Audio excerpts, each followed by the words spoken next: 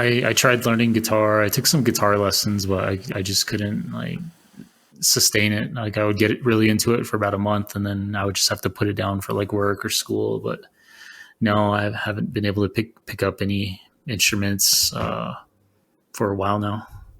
Well, it's cool though, man, because even though you don't play an instrument, whatever, like, I mean, you're still involved. I think that's the coolest thing about this genre of music is like, it doesn't matter if you're good at writing, taking photos, doing videos, talking, like all of that. I mean, it kind of blends as long as you put yourself out there and start doing shit. You know what I mean? So you found your niche, you know, doing podcasts and stuff, which is awesome. Yeah, it's fun. I really enjoy it. It just gives me something to look forward to, and like, I really like, you know, reaching out to the bands I like and looking into their catalog, looking into their history, and just, you know, finding things about them and then talking with them. It's, I always compare it like it's like studying for a test. Like I'm studying, you know, their history and their music, and then the test is I get to talk to them and hopefully don't like, you know, make a fool of myself. Oh, I do that all the time, man. Don't worry about it. Yeah, that is definitely the test of time. It's like right when you're like, all right, let's meet up and talk, and then you're like, all right, do I actually know enough to talk to this band? I've done a few podcasts where like I don't know much other than I like the music. Like I don't know their background, where they're from, and all that jazz. You know, who's in the band, but I just like their music, and sometimes those go really well too because you'll throw some curveballs at them because you don't know a lot about them. Oh yeah, like what my thing is, I like to go on either the band's Facebook page or Instagram page, and I'll just like scroll back like years, like just trying to see if there's something that like, you know, maybe I could, you know, talk about, or maybe just find something I didn't know about. Or sometimes I'll even like, you know, listen to other interviews. Like I checked out your podcast with, and when I talked to some of the people that have been on yours before, I would just go back and listen and just see if there's anything that, you know, I can kind of, branch off of kind of. Yeah. Because sometimes it gets like that where I'll look at like old conversations that they have, and I'll be like, what did you mean by X, Y, and Z? And then I'll just like break that down into like a whole conversation. You know what I mean? I think that's the coolest thing about podcasting is like, at least for me, when I start an episode, I have no like, I mean, I'll jot down a few like topics of, you know, what to expect from me, kind of, but like I kind of go off the rails. Like I have no direction. I try not to, you know. Yeah, that's good. I think I'm more of like I don't know, maybe I'm just a control freak, but I have like a whole like notebook. These are all like That's most good. of the interviews I've done all year. I just like, that's rad. Yeah, take notes and try to follow. Well, in my head, I'll like try to imagine the direction I'm going with the conversation, and then I just write down like questions or interesting facts, or if they have an album out, I'll write down the name of the album and the date it's coming out. And those keeps me on task. Forgetting the dates and when things happen, that's huge. But yeah, I'll usually like jot down like eight things nowadays before I start a podcast. 8 topics. Just because like, I don't know. Have you ever done a podcast where you have nothing planned or no? Yeah. I'll literally like 30 minutes before the time, that's when I'll really like start to freak out and try to like, you know, really at least like if I can't like, if I have no idea, what I'll do is I'll just go back to some of the questions I asked another person, and I'll just kind of recycle questions. Yeah. Sometimes that works a lot better because you can kind of like reimagine that previous conversation. You know what I mean? Because sometimes you can expect the answer, but if you know what they're gonna say, then yeah. Yeah. But I must say that I do that only where if I can't find anything, about the person, like if I can't find their biography or if I can't find, like, if there's just not a whole lot of information about them, then that's when I kind of have to do that. Like just recycle some questions. yeah. Yeah, recycling is a thing too. And like if you ever get in like a rut where it's like a creative rut, when you're like, fuck, man, I've done so many podcasts in a week or whatever, like burnout. That's a huge thing as well, was podcasting. As long as my thing is I'm gonna keep doing what I'm doing as long as I'm having fun, which I am. But just being consistent is the biggest thing with podcasting. Like even if the conversation goes nowhere, you know, uh, at least you had fun and stuff. But yeah, but I think you have a little niche though, which is awesome. Yeah. I when I started, I kind of just focused on the bands in this area, like the where I'm at, in like northern Arizona, and kind of reached out to the local bands around here, and then like in my mind, I had like people I wanted to talk to, and one of the number one like musicians I wanted to talk to was Max Cavalera, and so I think I spoke to him for this was back in like March, and I think that's kind of was like the point where I kind of realized I can kind of like start reaching out to more like national bands with a pretty big profile, and so yeah, I think that was kind of like my landmark for like Hell doing yeah, these podcasts. that's awesome. Mine was like mine was Necrobutcher from Mayhem and Gall from Gorgoroth. That was like my that Yeah, was like my I don't know, my breaking point where I'm like, fuck it, like I'm gonna just go all out, you know. yeah, But it's cool, man. Once you get that one guest that was really impactful in your life or whatever, I don't know, you just want to keep doing it. So yeah. Yeah, for but sure. There's a couple more I want to talk to. Like I really want to talk to Chuck Billy from Testament. I think okay. he'd be a really good one. I've been trying to like message him all his like accounts on social media, and then I've been emailing like his management, and the management got back to me. They actually replied to me, which was kind of cool, and they said that they'll let him know. And I haven't heard anything back yet, but I'm still going to be doing this, and hopefully I'll get to talk with them. Oh yeah. Well, the thing is, like, I feel like the biggest thing with podcasting is like once you build I don't want to say a portfolio, but like once you have so many, like, let's put it this way: if you reach out to Chuck Billy and you had 3 episodes, right, versus 200, the management or whoever PR is going to look at that and be like, whoa, like this guy's like, you know, putting in the time, the effort, you know what I mean? I feel like when it comes down to like podcasting and any type of music related passion project, those people recognize it, you know what I mean? It's just you have to be like consistent and be like, hey, what's the update? What's the update, man? Like, come on, you know? Yeah. But Yeah. Are there any like musicians or artists that you're like you kind of have a list of, or like a that you want to like still like kind of talk to or feature on your podcast? yeah, I mean, ooh, that's hard. Like I've always wanted to like talk to Corey Taylor on my podcast like this. Like, I mean, there obviously that's not like a really underground extreme band, but I mean, that is like something that is very unreachable. um, but then again, like sometimes like those super high profile bands, like I've had a lot of fun podcasts. Let's put it that way. And it doesn't matter popularity wise or anything. Like it just comes down to the I don't know, the personality. Like Matt Matt from Exhume, man, he was a great guest. You know, like, but that's really hard, dude. Buckethead, if he ever like talked, that would be cool.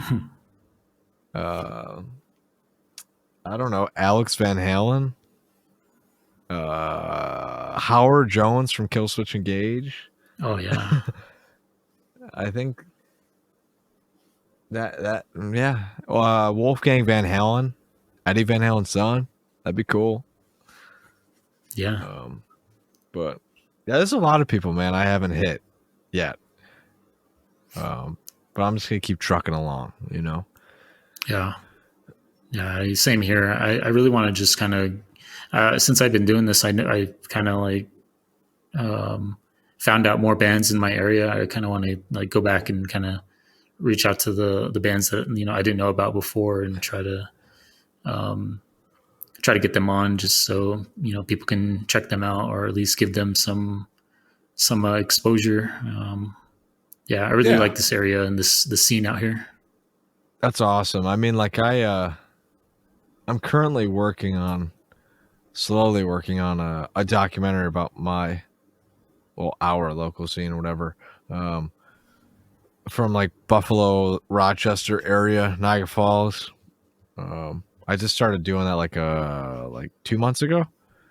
And that's basically exactly what you're doing, but in video form. Like I'm trying to capture like what's going on within this area. Because there's just a lot of good music everywhere, but trying to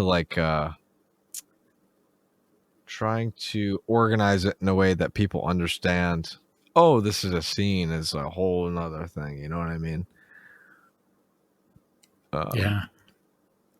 But I enjoyed your documentary that you just put out. It's been a few months now. I think. yeah, well, it's been 2 months from today. Well, sorry, Okay. not from today. I remember it's been 2 months because I just looked at it the other day, and I was thinking to myself, I'm like, holy crap, man! Like 2 months. That's how long it's been. I remember when I clicked the button, I was like, okay, let's see how this goes. Um, but yeah, what'd you think of it? I really enjoyed it. It was sort of like with these like podcasts, but it was like video format. I really liked that. I really liked the how it was broken down. Like how everyone got into the music and then their opinions on like the evolution and the culture and just like the DIY nature of it and yeah, just the advice that they had for everyone. I thought that was cool, like the way it was broken down. And yeah, you had a lot of like different people from just different genres. I really like that. I really like the. I think my favorite guest was just Matt Harvey. He had a lot of like cool stuff, Yeah, really dude, he funny stuff to say. he was yeah, he didn't even like. It's tricky because like if I was behind a camera right now, but just in general, I'm pretty twitchy when it comes to being in front of cameras in general. But like I put Matt behind a camera. I just started talking to him, and it was like it wasn't even there. Like the only focus was to have a conversation with me. He wasn't worried about anything else going on the side. But yeah, funny story is like we just like walked across the street into like a parking garage, filmed it, went back. It was just a really funny time, just one on one, just talking about metal. It Yeah, was cool. yeah, that's cool. How do I'm guessing like you talk to him like at live venues, or you could like go to shows and like talk to him there. Yeah. So other than Alex from Undeath and John from Incantation, like I went out of my way to like go to a place to meet them there without a show. Every other guest that was on that documentary was like at a show. Like we filmed it either before, during, or after. Because half of the documentary was like national bands, and I mean, I'm like a solo filmmaker with no budget. So I mean, I was already going to the shows. I was already going to attend, being a fan and whatever. The only difference was the fact that I reached out to them beforehand. I was like, "Hey, let me film. Let's have a conversation." But yeah, just at a show, chilling, and I'm gonna do it tomorrow actually with Scott from Carnifex, which is gonna be fun. Yeah, that's awesome. Uh, Yeah, and another guest I really liked was I think Chad from Frozen Soul. I think he had a I lot of knew that you were gonna say that. personal stuff. Yeah, that he shared. I thought that was cool. Like just yeah, he very transparent and just like shared like his personal stuff, personal experiences, which yeah, I thought that he was probably the most like transparent like about his background and where he was coming from. I really enjoyed his contribution to the documentary.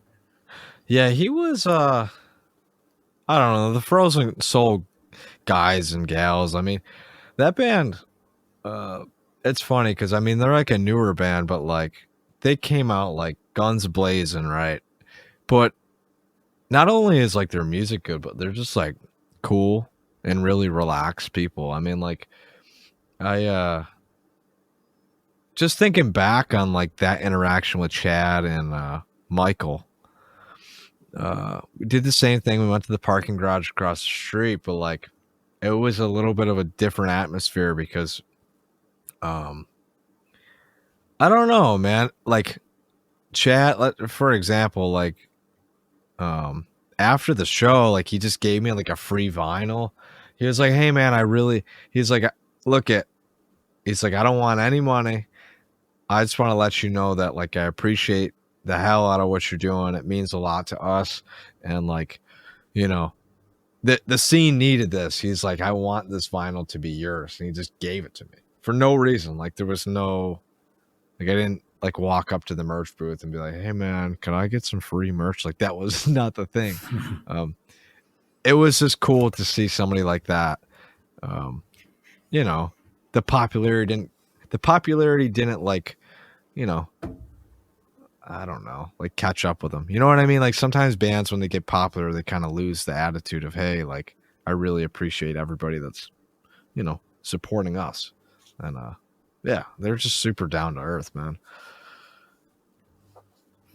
Yeah, yeah, there were well his parts in the documentary are pretty much a highlight for me. And then I think the Gatekeeper guys too. I think I really liked what they had to say too. I mean, mostly I'm biased because they're Arizona band and I'm from Arizona, but yeah, just hearing from them and I mean, because they're still like fairly new. I think I mean I consider them fairly new, but yeah, they seem to have a big impact now. I mean, like they've only been around for like I want to say like 6 or 7 years. Yeah. But yeah, they're like becoming like, you know, that level of like Black Dahlia Murder and Whitechapel, like yeah, which, they're gonna be to be honest with you, I think they're gonna become like one of the biggest death metal bands within the next 10 years if they keep up with what they're doing and writing the same realm of music. I think they're gonna be in the higher echelon of metal bands. And they already are, you know what I mean? But I just saw them at Psycho Las Vegas, man, and they tore it up, dude. yeah, Like Chase, like before he even played the set, he like jumped into the hot tub and then he got on stage like drenched. I thought it was really funny. But I wanted to bring up a funny story about the Gatekeeper interaction. Because I don't think anybody knows this, and I mean, you brought them up that you're a fan. This just goes to show you how nice of people they are too. So I have like expensive camera equipment, right? I just set it up outside. It was like the back alley of a place that I traveled to. I've never been there before. It could have been super sketchy. I had no idea. Anyway, so like we're in this back alley of the show. I set up all my equipment, the lighting, the microphone, everything. Takes about 15, 20 minutes to set up. And my fucking microphone doesn't work. Just stops working. I'm like, oh my God, like I can't just use the camera audio. It's going to sound like crap. It's going to sound like a potato. So I figured out the 9-volt battery that powered it was dead, right? And I looked at Chase. I said, look at man, I'm like, I really appreciate you wanting to do this, but there's a problem. Like the 9-volt battery is dead and I need one. I'm not going to leave all my equipment here. I don't want to not do it. He's like, dude, just stay here. I get you a 9-volt battery. So like he like rummages around all the band vans. He like runs all around the venue, and lo and behold, like 10 minutes later, he comes out with a 9-volt battery. He looks me in the eyes. He said, all right, let's do this shit. All right, damn. So there was a lot of like situations like that where like the documentary could have went downhill real quick, but all the bands were like super supportive of it. So Yeah, I know it was cool. Like I mean, you got some like legends too, like Barney from Napalm Death and John from Incantation, like dudes that have been in it since the beginning, which it's cool to have that representation. And then all the way to like Undeath and like Sanguisugabog, like the dudes that are blowing up now. Yeah, I thought it was pretty important, man, because like I think a lot of documentaries nowadays they're all based off of the history of the past and like the legendary bands, and I'm like like I just want to film a positive documentary about like the bands that have been around for a long time that have been killing it, and then like what people can expect in the future. You know what I mean? Because I feel like sometimes people are so sucked into the past. There's people like you where they like searching into the underground shit and finding it, but not everybody wants to do that. Oh yeah, no, I dig like I've been like obsessed with like just like reading interviews and like oh gosh, since I discovered the like underground like extreme metal.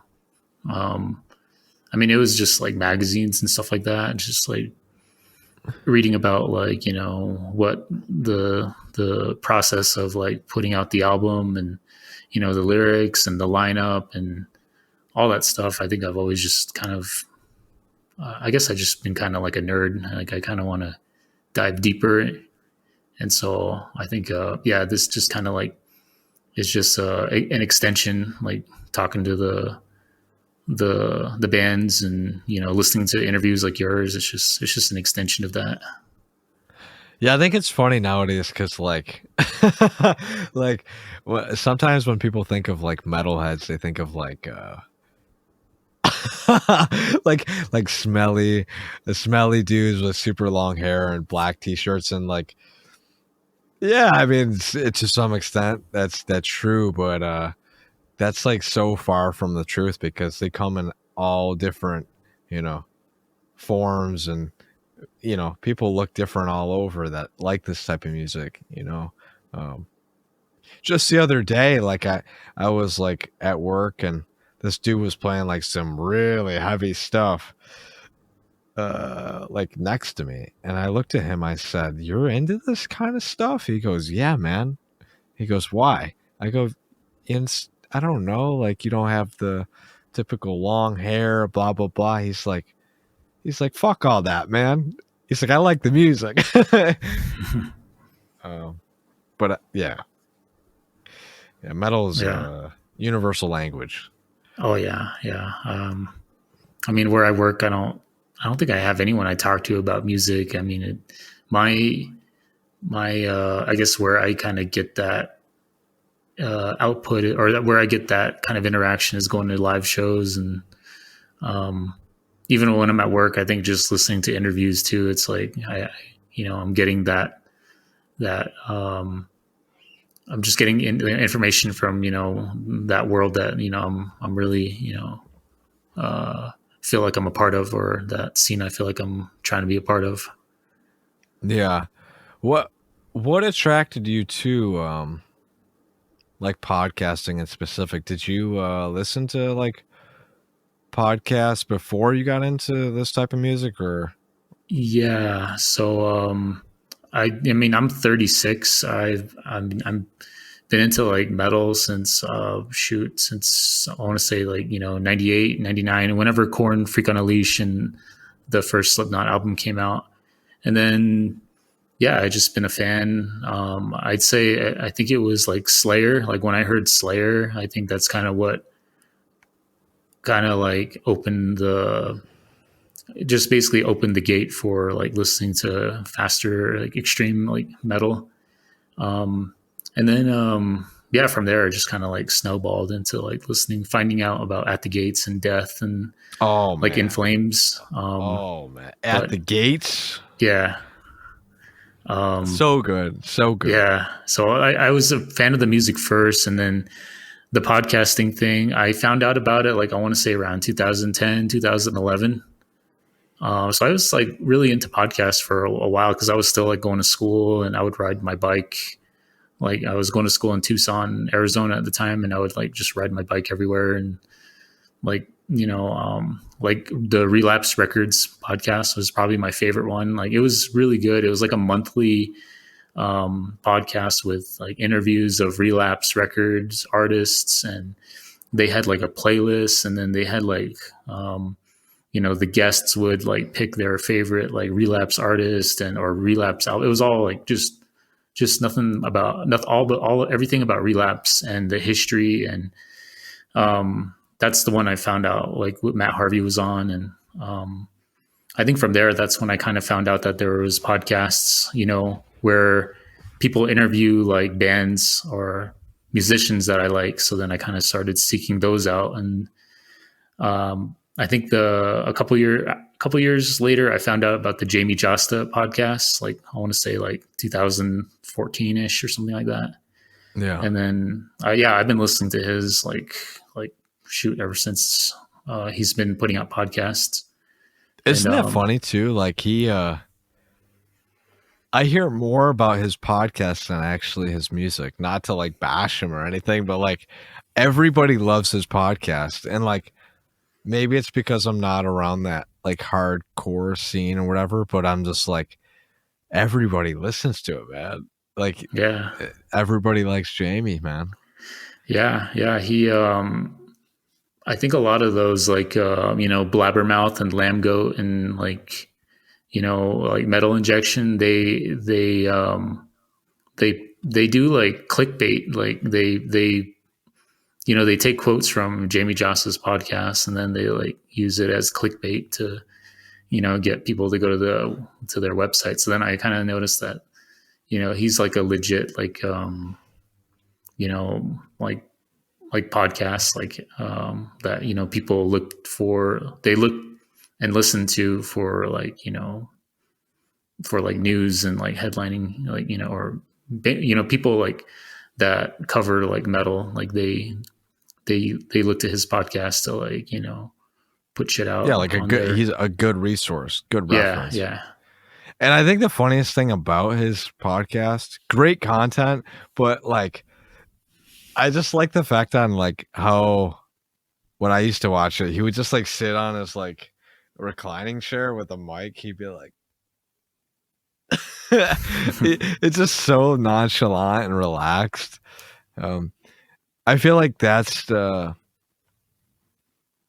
means for a good host, like somebody that has that could talk for a long time, low stress, and like can just blabber about anything. You know what I mean? Oh yeah. And I think the coolest thing about him too is most of the time on his podcast, he's not even talking about metal or music in general. Like it's everything except it. You know. Yeah, yeah, he does do a lot of like. I know he does a lot of movies. He kind of like takes a lot of like detours from like what he's talking about, but it's still good. I still enjoy it. Yeah, I love it, man.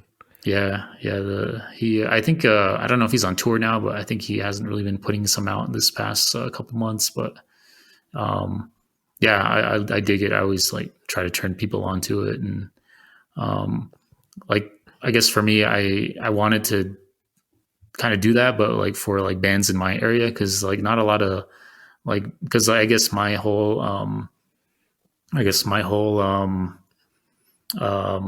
theme, or not theme, but like my niche was to kind of focus on bands like on the like on the Native American like side, like the res metal side.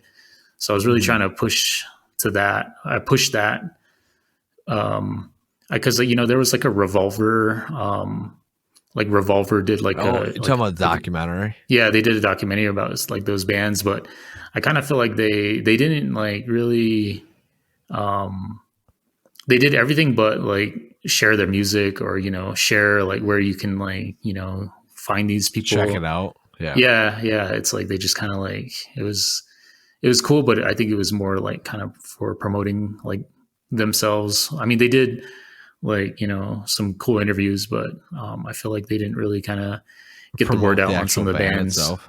Yeah. Yeah, so I kind of wanted to I took it from there and try to like build a podcast after that. That's cool. Yeah, I thought the documentary was interesting.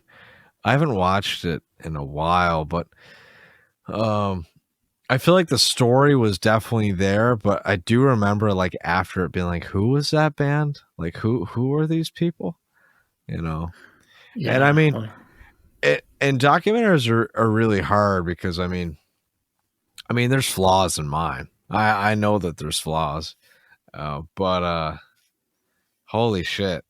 There's just a lot of work. I could just imagine like doing it more what they did because it was more like a movie. Now I think about it, um, but it was a cool story, man. And one day I aspired to do like a documentary on like the Asian scene or like the I don't know, like somewhere in Asia, um, or I don't know, just somewhere outside of where I live. That'd be so much fun, you know. yeah, yeah. There's definitely a lot of different scenes out there. I mean, um, I can't really think of any like international scenes that I'm really into. I know like Brazil, right? Brazil has like a really thriving like thrash, like death Yeah, thrash scene. thrashy. Yeah. Yeah, You that'd know be cool to like hear that. the one thing that I wanted to I was thinking about this today. I was like, why doesn't New York City have like a extreme metal documentary? I'm like, why? I'm like, I was thinking to myself, I'm like, after all these years, you know how like St. Vitus is a thing? Yeah, Yeah. Well, I was like, holy fuck, like nobody's done like a documentary on that scene. And it's huge out there, man. It's huge. Um, but that was just a thought. yeah, that'd be cool. I mean, like like famous venues. I mean, I guess there's probably I don't know too many out in the East Coast, but yeah, I think New York for sure has a lot of like historic venues. Yeah. How is your is there a lot of like DIY shows where you're at or no? Yeah, yeah, there's quite a bit. I mean, I think now since the kind of like the pandemic is kind of slowed down, I noticed that yeah, there are more like DIY shows like on a Friday night, Saturday night, kind of like more like on the outdoor, like like empty parking lot kind of That's shows. cool. That's awesome. Yeah, there's a couple venues around here. They they I'd say yeah. There's probably about two or three like venues, like legit venues that are indoor. There's starting to be more and more like big bands coming through. Um, but yeah, I'd say it's mostly DIY, like just like set up in a parking lot or set up at someone's like backyard or something. That's But cool. yeah, it's the scene out here. Um, mostly, I'd say it's mostly on the thrash metal side. Um, I think in my mind, I kind of figured that that's kind of like where people of all ages can kind of meet in the middle, like the high school kids, Yeah. you know, Oh are yeah. just discovering metal and discovering thrash, and then you got the older people, like you know, middle aged people that you know that was their shit, you know, when they were in high school, and everyone just kind of meets in the middle with thrash metal. Yeah. Um, No, without a doubt. That was me. I mean, the second I heard like I don't know. Trying to think of Havoc, man. The second I heard Havoc, I was like, whoa, dude. Like this is another world I didn't know about. You like oh Havoc? yeah, yeah, oh, they're sick. Yeah, I've seen them a couple times live. Yeah, they're sick. I dig them. I'll have to I'll give you his email if you want to get a hold of Oh David. yeah. I would love to reach out to Havoc. Yeah, I Um, will after this I'll try to dig it up for you. But yeah, man, I don't know, there's just a lot of like basement shows going on in like Buffalo. Um, a lot of basement shows, a lot of just like random pop up events that are like really fun, or they're like kind of like one offs. I like hosted a show at like a vegetarian restaurant. It's just like a one off festival, like a weekend fest, and I haven't done anything since. Like a lot of like that shit happens here, you know? Like something will be super popular and then fall off. yeah, Um there was like a Mexican restaurant that was like popping off for a little bit. An Italian restaurant they used to do shows at, they still do. yeah, It's funny. yeah. That's awesome. Yeah, I mean, I would love to like you know put on a show of like bands that I kind of because I feel like the bands I like, you know, I have to drive like 3, 4, maybe 5 hours just to go check out. But yeah, I would love to like you know like just help out like a band that you know I really enjoy. I really enjoy like just like yeah, just like death metal, like you know, a lot of the new death metal that's kind of like popping off now, like Phobophilic and Oh um, shit. yeah, stuff like Oh, that. oh shoot, man. So yeah, then the next documentary I'm getting them in because they're coming through my town, and I'm like, I had a conversation with them a long time ago. Yeah, I Like heard the that one. That whole, was good. Yeah, yeah, man, dude, it was like the whole band too. Like I've never done that on a podcast where I had the whole fucking band like at my, uh, like on a screen where I could ask anybody anything. Um, that is challenging but really rewarding and fun. yeah, Um, yeah. I really but dig that. Yeah, yeah, I would. Yeah, are they coming through where you're at? I think I think they're gonna. I actually saw them last year. They were in Albuquerque. They were the direct opener for Gate Creeper. I think last year in August. So I got to see them there, and yeah, they were amazing live. I know Yeah, no. they're gonna do a tour with like Undeath and 200 Stab Wounds. I think I want to say that one. I want to say they go to Phoenix. I'm not sure, but Phoenix is a little too far for me to drive. It has to be like a weekend thing. Okay. Yeah, those three bands, man, they've been like those three bands. Let's just put it this way: if they keep doing what they're doing for 10 years, man, they're gonna, like I said, they're gonna be in that higher echelon. It's crazy to me too because on Death is from Rochester, 200 Stab Wounds is Ohio, like hour away, literally, and they're just taking over the fucking world. Yeah. You know, it's crazy. Have you ever? Well, do you have any bands locally that you saw like, you know, playing at little pubs and small venues, and then they just break out, start touring, and being like bigger than life, or no? Yeah, I think I'd say. I mean, like I said, I was like in the living in the Phoenix area for a couple of years. I want to say there's shoot. I kind of feel like around that time, Gatekeeper was already established. So, I guess going back, I lived in Tucson like for a couple of years. I think when I was in Tucson, um, there was a band, Landmine Marathon. Do you remember them, or does that sound No, familiar? no, I Okay, don't know that one. yeah, they were like a grindcore band. I thought It they, sounds interesting. yeah, they were on like Prosthetic Records. I remember they were like blowing up at the time. This is like I want to say like 2000, like 8, 2009. Um, I could just saw them on flyers, would see them catch a couple of songs, when they were the local opener, and then next thing you know, they're like on Prosthetic Records and um, supporting some national bands. And I don't know what happened to them. I think they just I don't know if they broke up or if they're on hiatus, but yeah, Yeah. that was a band that I saw kind of come up, but as of now, I think they're just on hold. Yeah. Another one for me is do you know who Escuela Grind is? I've heard, yeah, I've been seeing them lately. Yeah, I've seen their name lately. Yeah. Like they're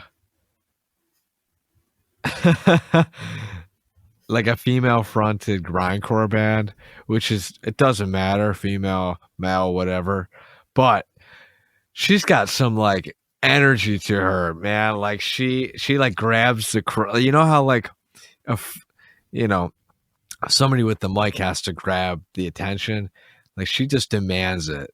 um and it's just cool seeing like they were from around here too, like a couple hours away, and I just saw them in Vegas. So I'm like, what is going on? What is with all these bands in my area just like fucking getting in vans and like doing stuff? It's crazy, man.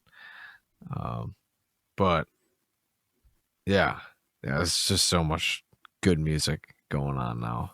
What was the last Yeah, show that you've been to? the last show, it wasn't too long ago. Actually, it was last Saturday. There was it was like a local festival, like just 10 minutes from where I live. It was a Suicide Silence. They headlined a show that was it was called like the Navajo Nation Metal Fest. So it was built around like the local bands, the res bands, the res metal bands, and then I think Suicide Silence just finished like their tour with like Lamb of God, or they did a portion of the Lamb of God tour, and I think they were on their way back to California, and then they stopped here and did a show. So yeah, it was like That's Suicide cool. Silence a week ago. That's all. So it was just like Suicide Silence and then a crap ton of like local bands for you. Yeah. There was a couple. There was one band. Robert Trujillo from Metallica, the Yeah, bassist. yeah. Yeah, his son has a band, Oh yeah, yeah, yeah. Otto. He'd be a cool guest, man. That'd Yeah, be yeah. really cool. Yeah, they were on that. They played right before Suicide Silence. What? That's Yeah, rad, man. That's like yeah, that's like Corey Taylor's son, but in Vended. Like yeah, that's just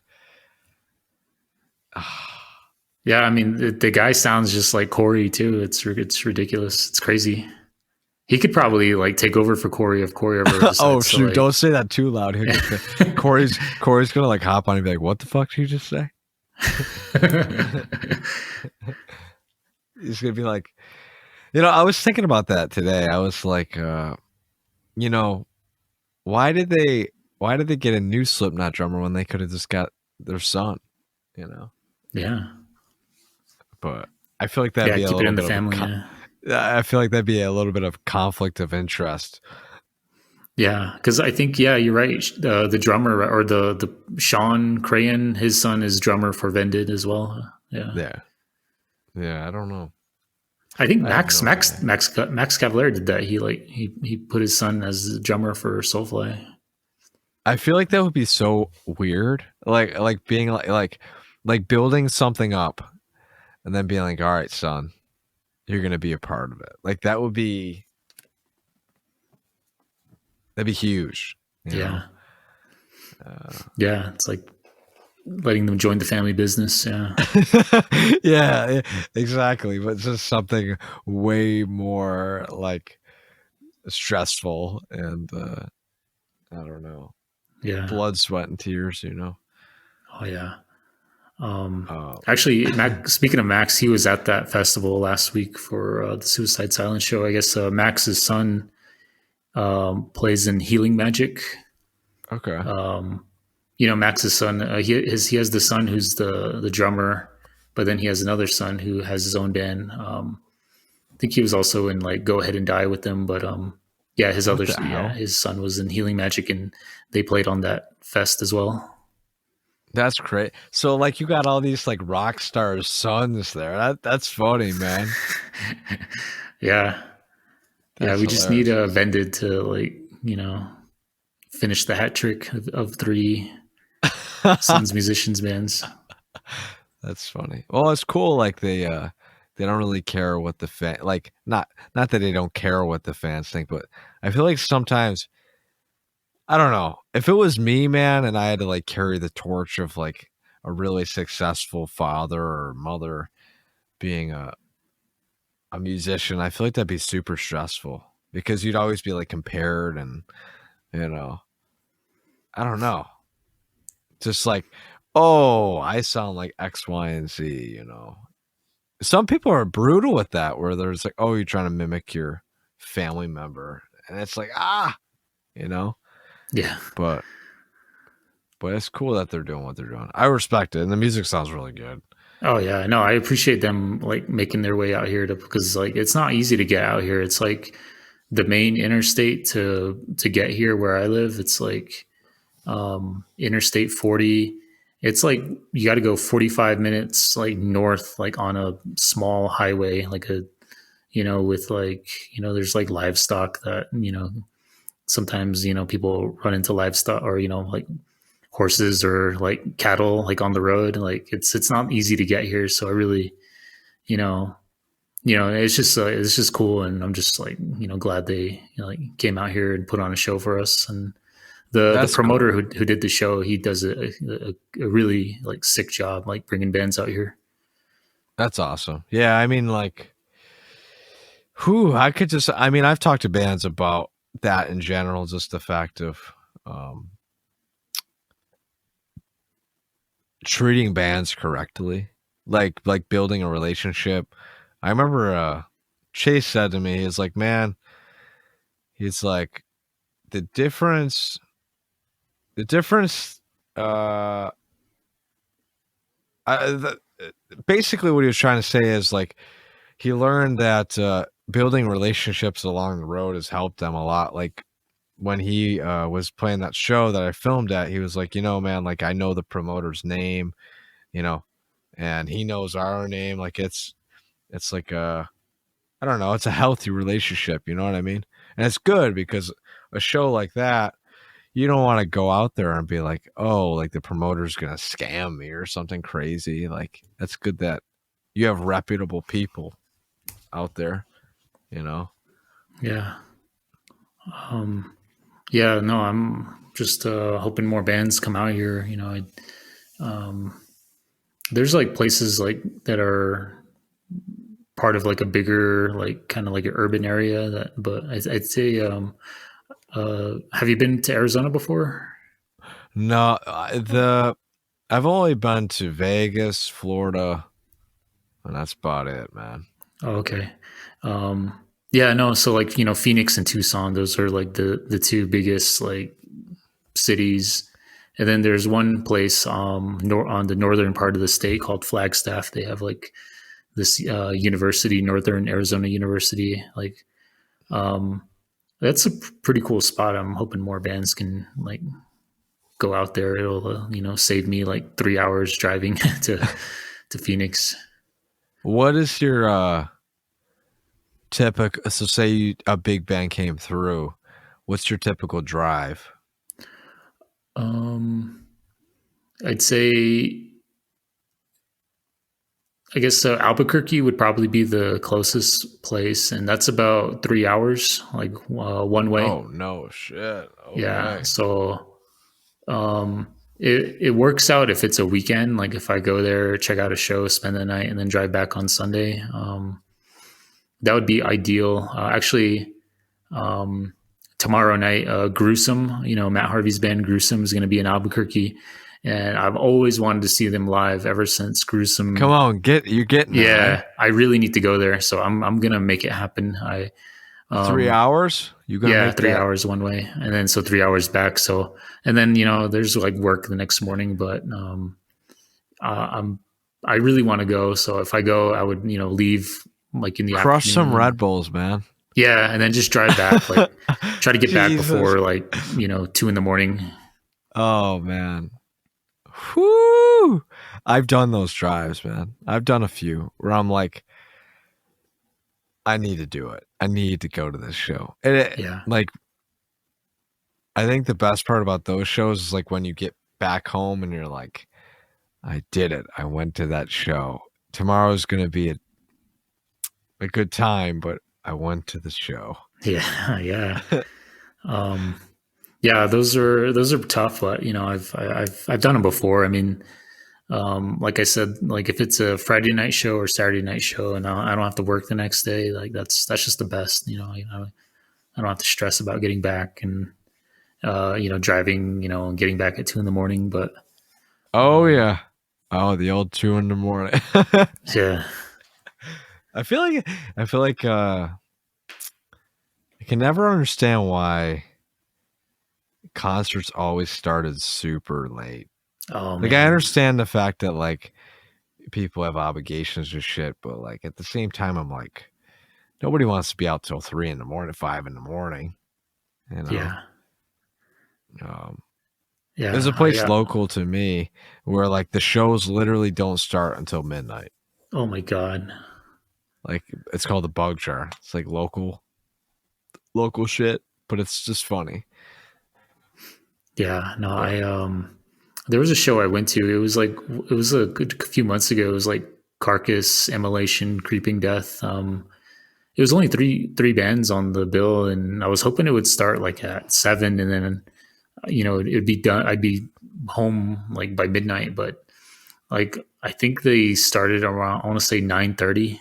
oh, Yeah, and I'm like, come on, man. Like, well, Creeping Death finished. They were cool, but yeah, they did not start till 9:30, and I want to say Carcass probably Jesus. finished like after midnight. And I was like, man, I was hoping to be home by midnight. That's rough, man. Like I have like an hour drive to any show I go to. Um, which isn't bad. But I feel you, man. Like I feel you. Because like I think that's the struggle sometimes is like um just the fact that some places you got to drive the distance and then the shows end at like super late. Um, I don't know.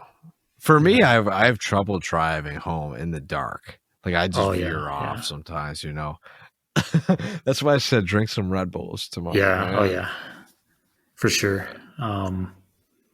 Yeah, it's I do struggle. I'd say once it's after midnight, that's when I really start to kind of get a little fatigued. But I think usually like you get out of a show and you're like wide awake and you're like you're just on Adrenaline, like, yeah, yeah, yeah, it's nothing, but it only lasts like an hour, and then I'm like, oh gosh, now I'm coming down from that excitement.